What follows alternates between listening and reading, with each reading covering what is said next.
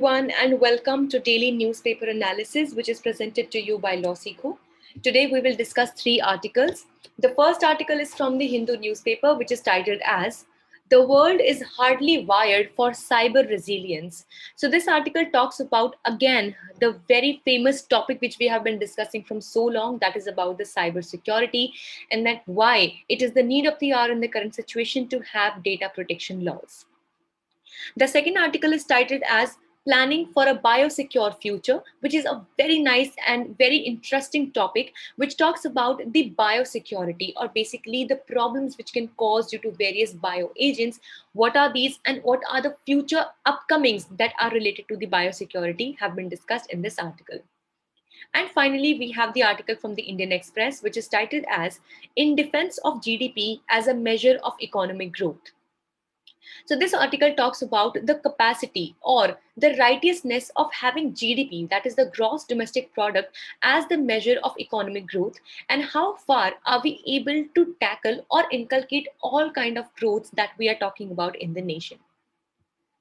So this newspaper analysis is brought to you by me. My name is Sheva Khan and I am a law graduate and had completed my law degree in the year 2019.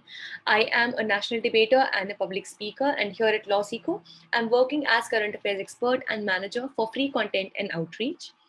If you wish to connect with me, you can find me on my Twitter as well as LinkedIn handles. The description to both are available in the description box below.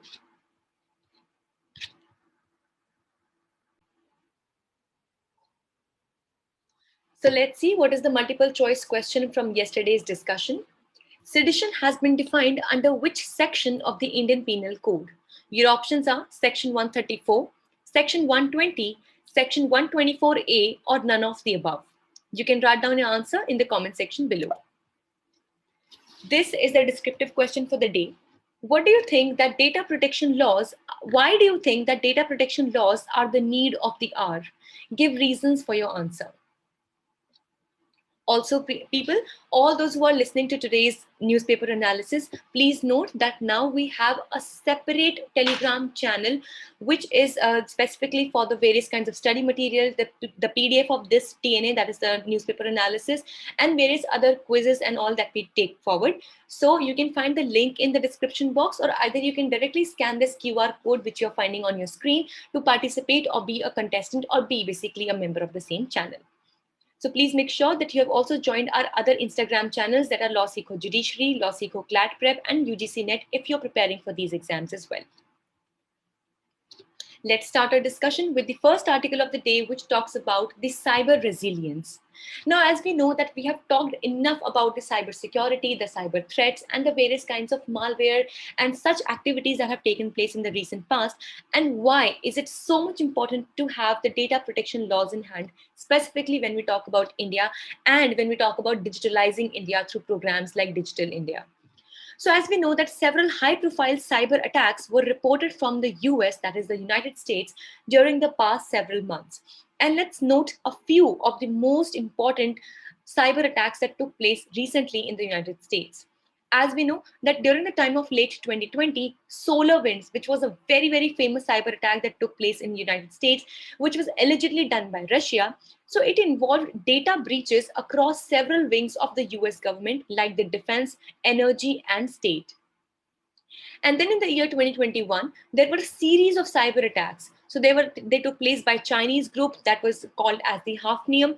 So thousands of the US organizations were hacked, and they were exploited serious flaws in Microsoft software as well. Then there were 3 major attacks. An audacious ransomware attack was done allegedly by Russia or East Europe-based cyber criminals on colonial pipelines, which were the major suppliers of oil to the US East Coast, compelling the company to temporarily shut down the business as well. And one cyber attack was seen by Russia as well, which was a group backed by Russia, called as the Nobelium. And in this, the phishing attack on about 3,000 email attacks was done. So we can see that every now and then, even a country that is supposed to be the most powerful country of the world, one of the most, that is basically the most developed countries, and even in terms of technology is considered to be one of the strongest nations of the world, even that country had to face a series of malwares and such cyber attacks in the recent past. So what is the biggest concern when we talk about these cyber attacks? So basically, it is the civilians that are at the biggest target. So people like you and I, all of us are the biggest targets of these cyber attacks.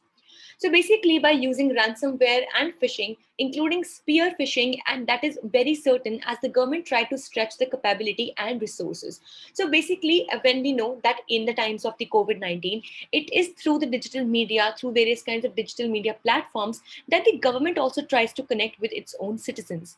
Now, in such a situation, many of the articles, many of the situations, and many such cases have come forward, wherein these kinds of people that are actually processing some kind of malware or phishing activities, the only purpose that they have is to con the civilians, is to con the common public, and to gain their essential data, or either to hack their essential data or even their personal bank accounts.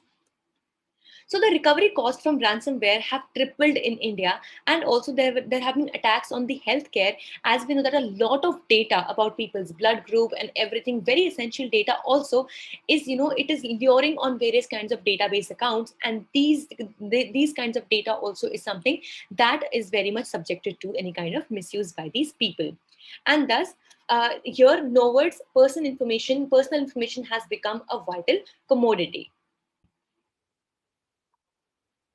So for example, if you need to understand as to what do we mean by phishing, so it basically means that whenever any kind of email, an SMS, a text or something is received from an authority that we in our heads believe to be a trusted one, but actually there is some slight change in the name or the username or something, and these people, using the trust that people have in that particular authority, try to take out some kind of user data, their email IDs, their passwords, etc. For example, that when any entity, let's say that LawSikho sends a mail to you, so there could be a chance that somebody who's trying to phish you, so that person, instead of using LawSikho, might change it to LawSikhi or something similar name, which we might by naked eyes not be able to understand or find out or spot out in the first instance. And in such situation, we might believe that this is a mail coming from an authentic source, that is the LawSikho, but there could be a possibility that the phisher is using a similar name to just extract the important and essential user data as well.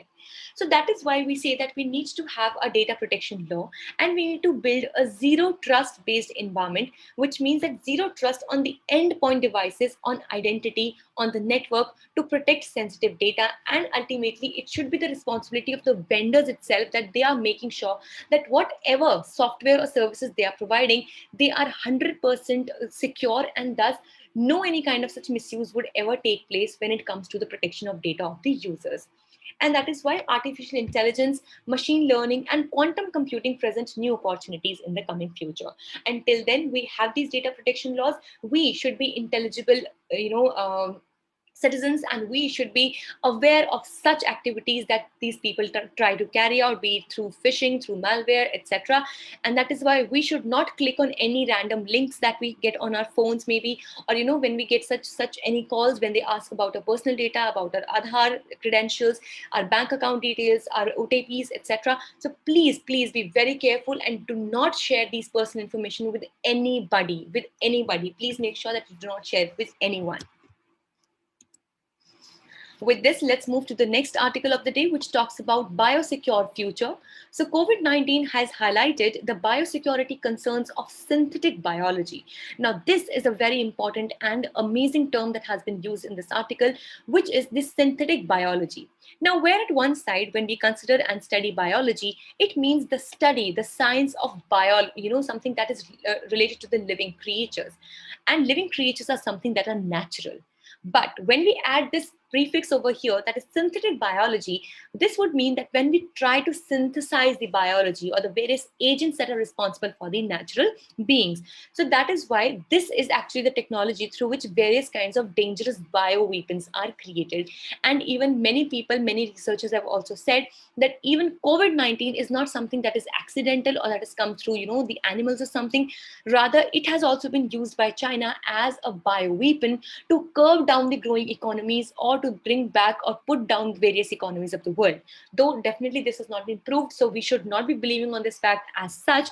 But yes, there could be a possibility that this also has been used as a bioweapon. Now, to study in a greater detail, let's understand that what do we mean by synthetic biology. So basically, synthetic biology means a revolutionary technology to manipulate the biological organisms and processes for human betterment. I will give you a very, very simple and such kind of an example which every one of us can connect to. For example, the high yielding variety seeds, for example, the BT cotton, so which was used out after the Green Revolution was brought into India at the time of 1960s. So what did we do? That these were the general or the normal seed varieties which through various kinds of synthetic processes were made to give a higher yield, and thus they were called as the high yielding varieties. And that is why this is something that we try to do. We try to manipulate the biological organisms and we try to process them in such a manner that they could lead towards the human betterment. For example, treating the diseases by re-engineered cells. A very good example of this is the CRISPR-Cas9, which was recently given as the Nobel Prize as well, wherein this molecular scissors, which is the CRISPR-Cas9, that can actually cut down the defective DNA in our body and can replace it with a newly made and a very healthy DNA. Now, this something is called as the genetical re-engineering, which can take place with the help of synthetic biology only. So definitely till now we can see that this is something that yields to a betterment of the humankind, be it the CRISPR-Cas9 technology when we talk about the genetic engineering, or even if we talk about the high yielding variety seeds, or even the modified crops as well. But definitely every coin has two sides to it, and definitely when we have these positive aspects of this synthetic biology, we also have some very, very drastic concepts as well. So that is why this article says that the synthetic biology is like a double-edged sword, which means that it is equally sharp on both the sides of it. So that is why it says that there is a possibility of deliberate misuse, which some agencies have come forward and said for the COVID-19 case as well. Secondly, there could be accidental leaks as well of experimental pathogens due to insufficiently trained staff, inadequately safeguarded facilities, and lack of proper protocols as well. So maybe that some people who were taking care of that particular pathogen, that particular kind of bacteria, or it could be any kind of pathogen. Basically, pathogen is any kind of genetic, any kind of gene, any kind of cell, bacteria, or anything that can cause any kind of harm, or basically it can do any kind of such activity. And maybe that there could be a possibility that nobody ever wanted this to happen, but even a small accidental leak can cause various and huge and that disastrous impact to the humankind as well. And thus it can be used as the weapon of mass destruction as well. Now, when we talk about the nuclear weapons, so the bio weapons also are no less than the nuclear weapons, because just like as you can see in the case of COVID-19 as well, lakhs and lakhs of people have died due to this. And this definitely, if had been done deliberately, or even if it was just something that was accidentally leaked out of the labs, so this definitely can be construed as a weapon of mass destruction. So here we have the BTWC, which is the Biological and Toxin Weapon Convention of 1990. Basically, this is of the year of 1972, has no implementing body, no verification clause, no rules and guidelines. So basically, we can say that this particular convention, which is the Biological and Toxin Weapon Convention of 1972, does not really have any teeth, and thus has absolutely whatsoever no impact, no positive impact on controlling this growing rage of the bioweapons. Also, one thing that we should be more concerned about is that in this particular era, India specifically is not prepared to take up any such war that might be fought on the grounds of bioweapons. So here we have poor disease surveillance system in the country. Yes, of course, the primary healthcare systems are not very much intact, and the disease are not being able to be suspected or to be diagnosed at the early stages. We have insufficient coordination among various government departments dealing with biosecurity issues, and pathetic state of the healthcare system as that has come to the forefront after the COVID-19 system. And India has multiple institutions dealing with biosafety and biosecurity threats, but there is still no coordination amongst them. Also, the traditional ministry-wide separation might not be useful, because here we need absolute coordination and cooperation, which is clearly missing in the Indian system. And finally, India has porous borders and ill-trained border control institutions that are definitely not prepared for defending against the pathogens, at least not in the current state of the art. With this, let's discuss the last article of the day, which talks about GDP as a measure of growth. So since the year 2015, when India revised the way it calculates the gross domestic product, there has been a debate or questions on the GDP as a measure of growth. For this, firstly, let me explain you as to what in the general sense do we mean by the gross domestic product. Now, the name as itself is suggesting that this means that the total value of products that were prepared or that were manufactured in a domestic economy within a period of 1 year would construe the gross domestic product. So, gross means the total value, domestic means within the territory of the country, and product means the entire value. So that is why in the year 2015, India revised the method through which it would be calculating the GDP. And thus there have been several debates since then as to how much is it efficient to construe or understand or take GDP as the measure of growth. So let's understand that what is the GDP and the controversy specifically around it. So as we know that the GDP measures the monetary value of the final goods and services, that is those that are bought by the final user, produced in a country in a given period of time, let's say maybe a quarter, but in the general sense, we take it as a year. So here are a few controversies or arguments against the GDP. In the year 2019, Arvind Subramaniam, who was the former chief economic advisor, he questioned the validity of the new 2015 GDP data series by arguing that GDP was overestimated by 2.5%. And in 2008, Stiglitz, Fitosi, and Durand report also said to find out the alternatives to GDP, and that with that it said we had more indicators of social progress. As we know that there are various indicators called as the gross happiness product as well, gross environment product as well, the green GDP as well, but we do not really take them formally into account when it comes to the GDP, and rather a few concepts only are taken under control when we talk about the GDP. So here it also says that the GDP is the wrong way to measure the well-being of the society, and that pursuing policies solely focusing on raising the GDP often hurts the welfare of the people. See, as we said that the GDP or the gross domestic product is the measure or the monetary value. Now, please note these words: the monetary value of final goods and services that are bought in the complete economy or in a country within a given period of time. So definitely buying some stuff does not necessarily make you think that the person or the people or the citizens are also happy. So that is why it says that it only covers one aspect of an economy, and various other important aspects, that what is the ecological aspect or the ecological burden or impact of this economy, it is not taken into account when we talk about the current system of GDP measurement in the country. Specifically, the growth of the people, the happiness of the people, the development of the people. When we talk about the growth and development, these are two different concepts. So we say that there might be a possibility that there is growth in the country, which means when we talk about the numbers or economy, but it does not make sure that the development also takes place, that people might have a lot of money, still they might not choose to invest into employment, into education, or not into healthcare services, etc. So we can say that the nation is growing, but is the nation also developing? Definitely is a different question to be pondered upon. And thus, here is the final comment which has been mentioned in the article, that the GDP measures the total market value of the goods and services in an economy in a year, but it does not claim to measure what? First, the well-being or welfare of the people. Secondly, the happiness or inequality amongst the people. Third, the corruption of the robustness of a democracy. And fourth, the pollution or climate change. And thus, the absence of all the above factors does not make GDP as a measure of total market value of the final goods and services, and thus this concept is considered to be flawed.